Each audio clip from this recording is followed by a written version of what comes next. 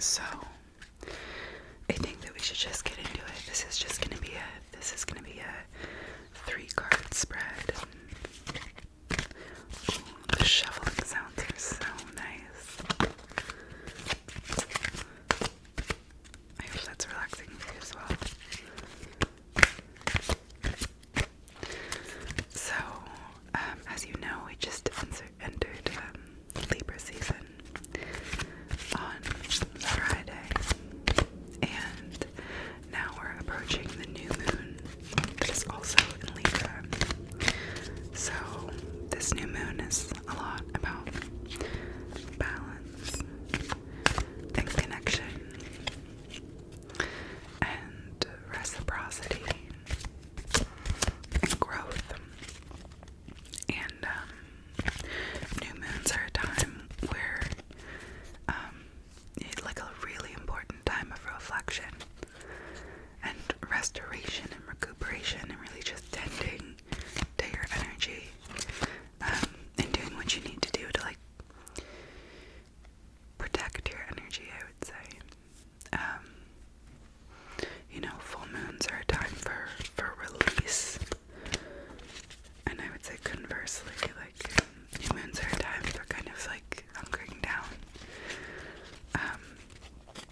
Really introspective times.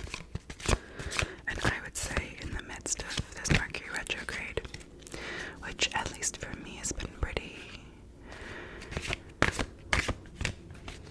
heavy, or just immense. This new moon in Libra about balance, like, I feel like is a little moment where like it's just like, okay, take a breath, like kind of like a trough of a wave, because if you didn't know, if you're ever like in the ocean or in a really rolling river, it seems like the place where you'd want to take a breath is at the peak of the wave, but actually, because you're at the peak of the wave, there's a lot of like spray, and it's really hard to breathe up at the crest of a wave. But when you're in the trough is the time where you really want to try and breathe. Anyway, that's a little fun fact for you in case you're ever swimming in the ocean needing to breathe. So I took a lot of notes about this new moon in Libra because I love listening to people talk about astrology. And basically, I don't know how deep I want to get into it, but right now the new moon is in opposition to Jupiter, and so that's also like a time to reflect on how much you've grown and how much you've evolved and changed. So this spread is kind of based off of that idea, and yeah, so I think that we should just pull some cards. I've been shuffling for quite a long time, but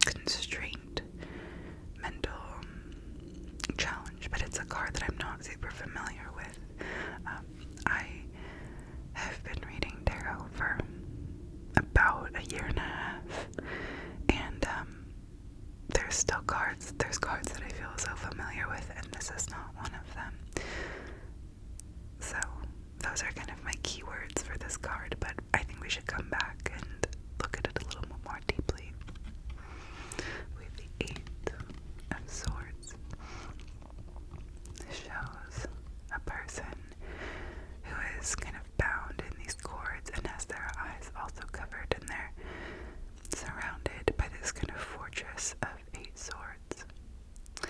They're standing in this kind of river, this kind of moving water, which always, I love symbolism in tarot cards because everything means something, and water often represents your emotions and your emotional state. You see behind them there's kind of the city rising up, but the blue sky behind them kind of indicates that this person is, in bondage. It's not the darkness of night. It's not the heaviness of night. There is some, I wouldn't say positivity, but optimism in this card too. But it's interesting to see two eights in this reading. Oh. Alright, and then the third card is, what innate skill can I celebrate or nurture through this embodiment?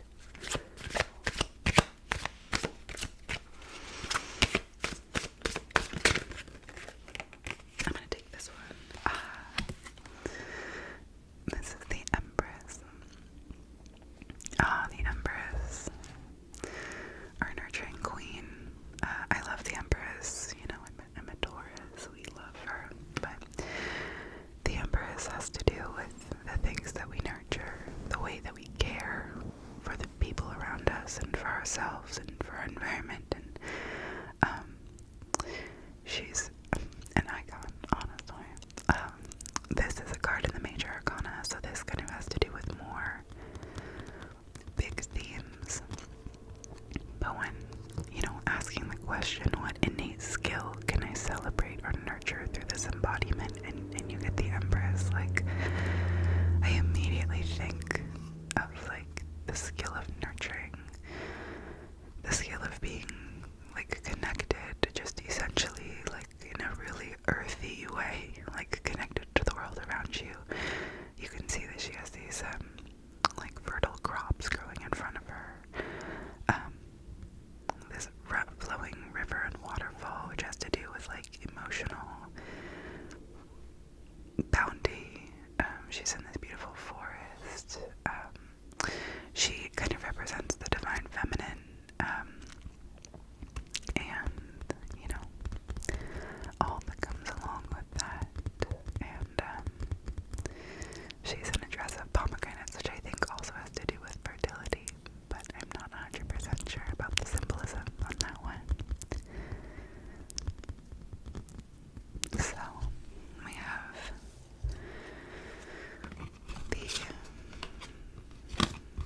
let's see, can I hold these up in the right way? So this is kind of the way the spread was sitting on the table, but we have, is that right? Yeah. So we have our Eight of Wands, our Eight of Swords, and our Empress all together.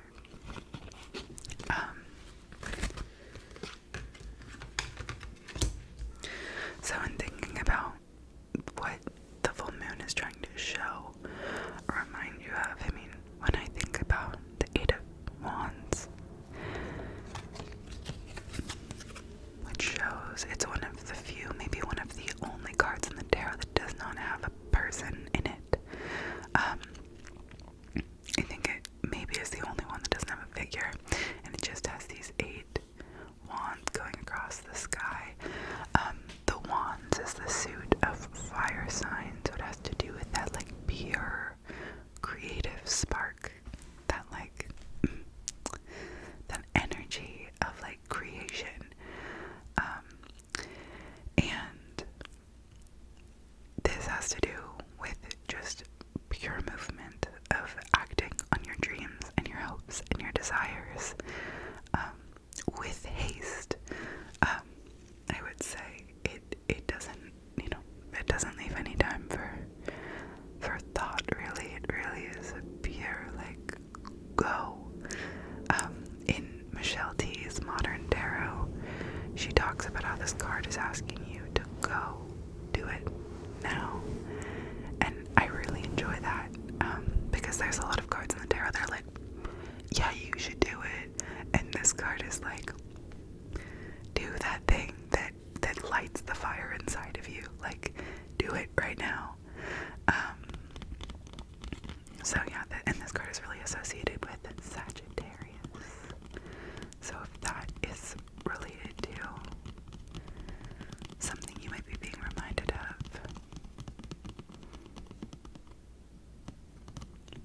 I brought all of my tarot books over to the table, but I wanted to look inside. This is Benable One's Holistic Tarot, and it's quite a tome. Oh my god.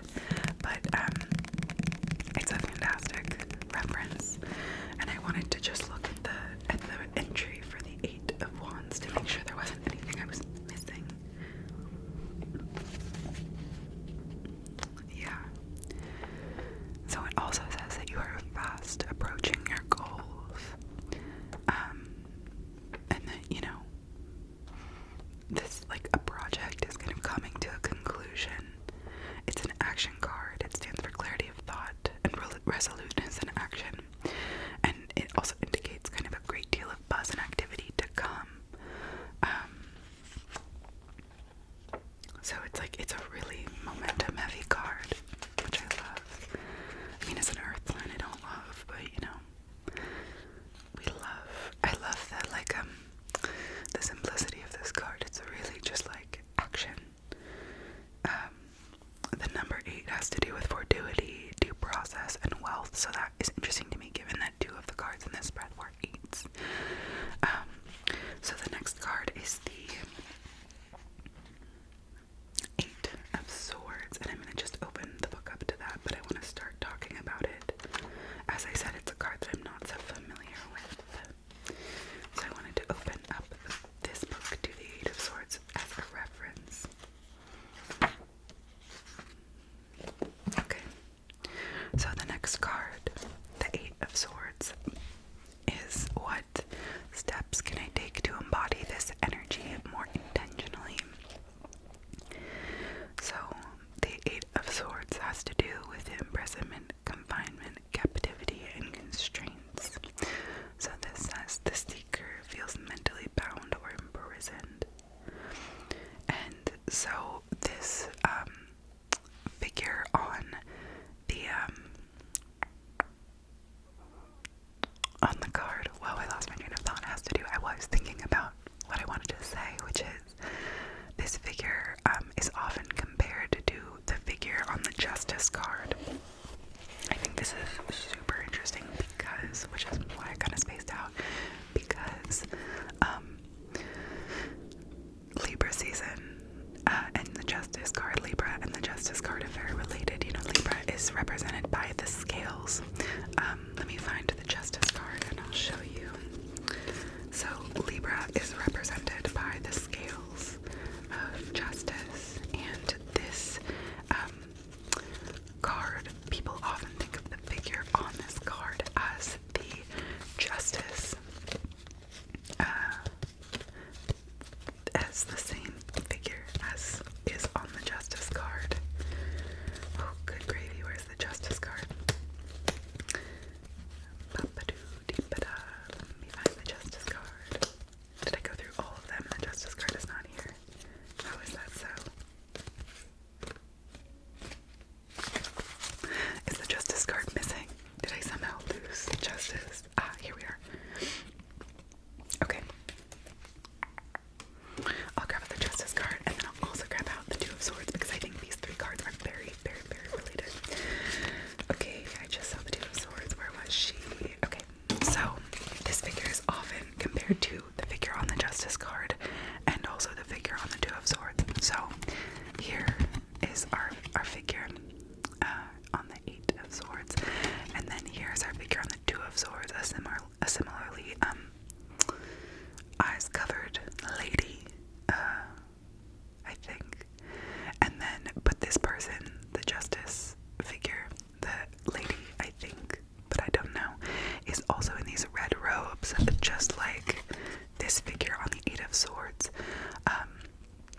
So the 8 of Swords is said to be like the Justice card without the scales, and you see in the other hand, the woman on the Justice card holds a sword. And so this really, to me, is saying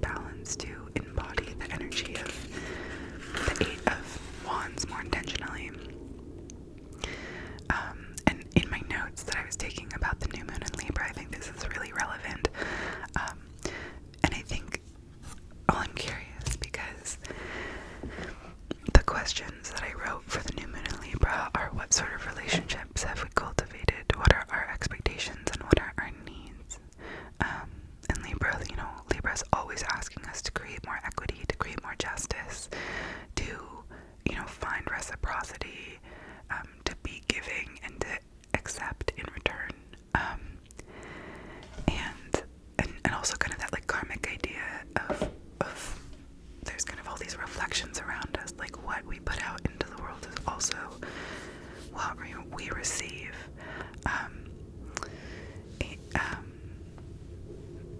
In the kind of like, if you sow seeds of unkindness or hatred or disrespect to yourself or to others, like that is what you sow. I don't know. That's kind of like what I'm thinking about in terms of this. Sorry, I'm trying to get my notes to be all like nice. In terms of these two. And then I think like the innate skill that we celebrate and nurture through like finding balance in our energy and our, like, I think especially thinking about the Eight of Swords, or sorry, the Eight of Wands. This has to do so much with creative energy, with creative spark, with the thing that like gets you excited when you think about it. Like the project or the idea or the relationship that just like lights a fire in you. That this is what the new moon is reminding you of taking action on something that you're passionate about, that your kind of innate skill in, that is celebrated and nurtured when you like find this kind of balance, when you find this like mental peace that comes from the like reciprocity of all the Libra energy, is, you know, our Empress. She's nurturing, she's kind, she like watches the things, like she watches the seeds that she plants grow into this beautiful world. Anyway, I wonder if there's anything else to say about the Eight of Swords. I kind of like blew past that. But I think also a key point of the Eight of Swords is that like this person is not actually bound. Like they're wrapped in like cloth. And that like because their eyes are covered, they like think that there's no way out. But like you can see, if you took that blindfold off, like you could undo that fabric bind and you could escape those swords. That it's just really the kind of lack of balance is something that you are able to change. Let me continue to read.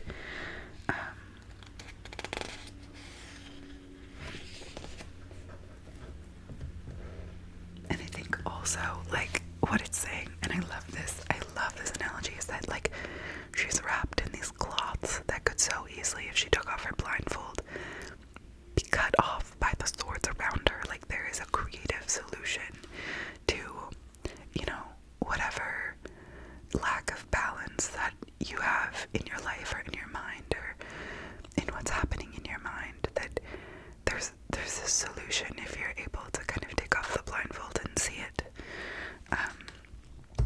You know, which is a powerful thing, but is also a hard thing. I don't know. I think sometimes when you're so stuck, it can feel like there's not a way to take off the blindfold.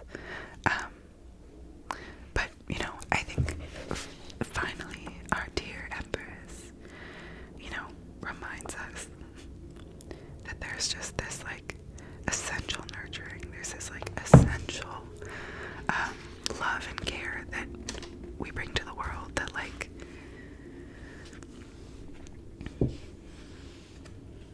I don't know, it also has to do a lot with maternity, but I always feel conflicted when I read that because like that's not super relevant in my life. But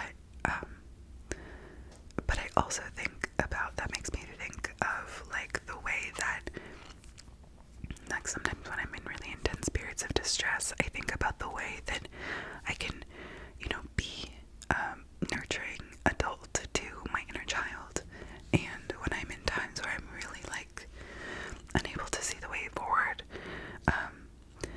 you know, I think about how can I like be a mother to my inner child right now. Like what does my inner child need? Like does she need to watch TV? Does she need to eat some food? Does she need to take a nap? Like does she need someone to tell her that she's like doing okay? You know, all of those things is like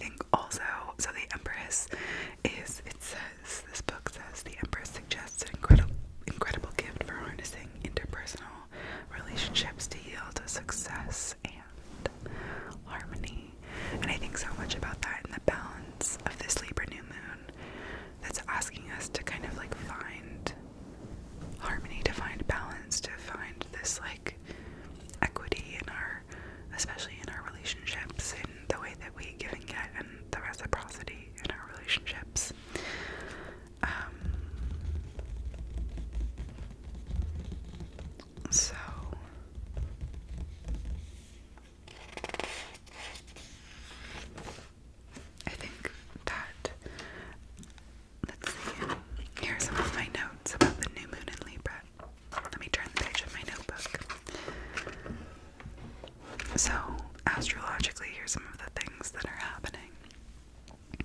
So, the sun and the moon are aligned in Libra, and they also square Jupiter in Aries. And the square of Jupiter, as I said, has to do with reflection and just kind of seeing how much you've grown and how far you've come. And I feel like I'm really trying to lean into that these days, of understanding that, like, while things are still difficult, like, there's so much growth that has happened for me, in the past year especially, but over a long period of time, that, you know, that feels really important right now for me to just acknowledge, and I hope that you take the time to also acknowledge the ways in which you've grown, because it's a really, really, really powerful thing to do, and it's a really easy thing to forget. So the sun and moon align in Libra, square Jupiter in Aries,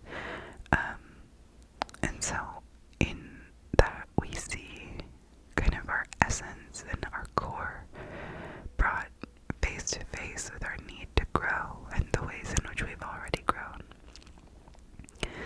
And so a really intense reflection, and Mercury is in retrograde, which means that a lot of the things that will be happening around this new moon will bring up, because of the Mercury retrograde, will bring up conversations from our past, you know, things that we may feel like we've already put to bed, but because of the position of Pluto, there's like a lot of resolution that can be found if we're willing to kind of go below the surface of what we think is happening and actually dive into that kind of like 12th house, like core, like the meat, like the real like shadow self essence of like what is actually going on. And so kind of this new moon in its astrological position asks us to find harmony in gray area, in the truth that when one decision is made, it doesn't take away another decision, that there's like so much magic and beauty and space for the kind of either or the yes and, if you will. So that really like hits hard in terms of these cards that we pulled today. The kind of need for balance, but in pursuit of this really intense passion, or this thing that you want to do.